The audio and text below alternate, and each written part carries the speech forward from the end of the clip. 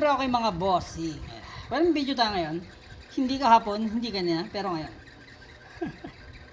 Since binuksan ko naman itong hard drive na to, papakita ko na sa inyo kung ano ang laman ng ating mga gamit na hard drive. Paano ito nagsisave ng data at paano niya ina-access ang data. Okay mga bossing. Ano to ito yung hard disk ng PS2 ko. Ayusin ko sana yung pointer dahil may kilingan sa ganda lang. At least nakita niyo na yung laman. Anyway, ano to 2.5 HDD. Ito yung mga pang laptop mga bossing. Pero yung mga 3.5 na ginagamit natin sa desktop, imagine niyo lang na palakihin niyo siya ng konti. Ganun din ang laman niya. Okay?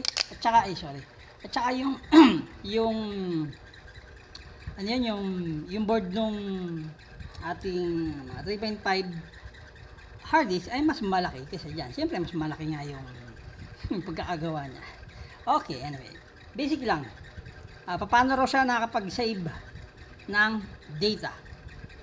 Kung nakikita nyo po ito, yan, yung malaking bilog, yung disk, ay dyan po isinusulat ng hard disk yung info na galing siyempre sa processor, Central Processing Unit, babato niya papunta ng HDD para ma-save ang data. Diyan niya po sinusulat. Yan, diyan sa bilog na yan. At ano po ang pinasusulat niya? Ayan po, ito yung pointer. Yan, so ilalagay niya diyan sa isang section diyan. At kung i-access niya, siyempre alam niya kung saan niya na-save. Kaya ito, pagod yan. Yung disk pagod din, dahil ikot ang ikot yan. Ano? Pag naka-on ang ating PC. Anyway, so, ano pa ba ang mahalagang parte nito? Yun lang. Tapos ito yung ating board. Diyan na pinaprocess ang mga kung ano. Diyan na, para sa electronics. Okay? So, basically, ganyan lang ang hard disk. So, itong hard disk natin is ilang gig to? 160. Although pag makita nyo, yung 1 terabyte na 2.5 din na sukat, same lang ang laki. Siyempre po, nagkakaiba lang po yan sa capacity ng hard disk. At ano yung hard disk na yun? Ito po itong disk. Kaya lang tinawag na hard disk compare sa compact disk kasi ito pong disk nito ay made of matigas na bagay, kaya hard. Hindi ko sure talaga kung anong metal yan, pero ganun yan, hard disk. So, ganyan naman ang mga terminology ng mga electronics, diba? Compact disk, diskette, etc. So, again, ang nagsisave ng data at nagbabasa ng data ay itong pointer. Ito po, yan. Pupunta yan kung saan section ng hard disk niyan para i-save niya yung data na binigay ng CPU sa kanya. Okay?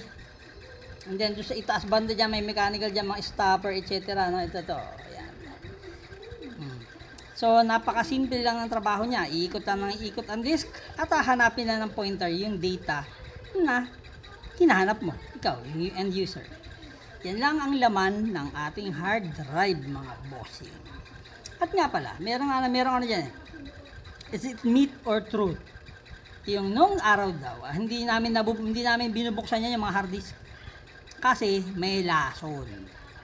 Anyway, totoo yun mga bossing. Hindi naman totally lason. Parang protective sheet lang yun. Tapos pagka binuksan mo yung takip ng hard drive, kasi nagbukas ako na yung IDE pa nun. Binuksan ko yung 40 gig eh. Pagbukas ko, sa top cover, merong itim na plastic na medyo wet-wetty. Hindi naman wet, pero meron siyang, pag nahawakan mo, may didikit na isang malikit na bagay siya, tapos makate, magkakaroon ka ng skin irritation. Hindi naman talaga lason, okay?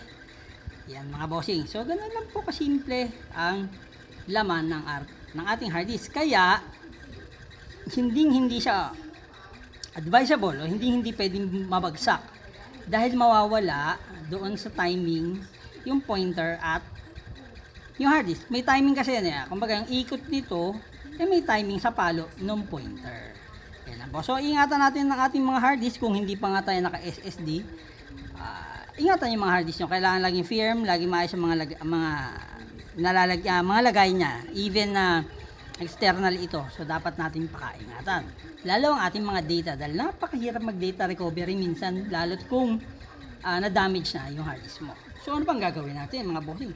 It's hard disk rock and roll time.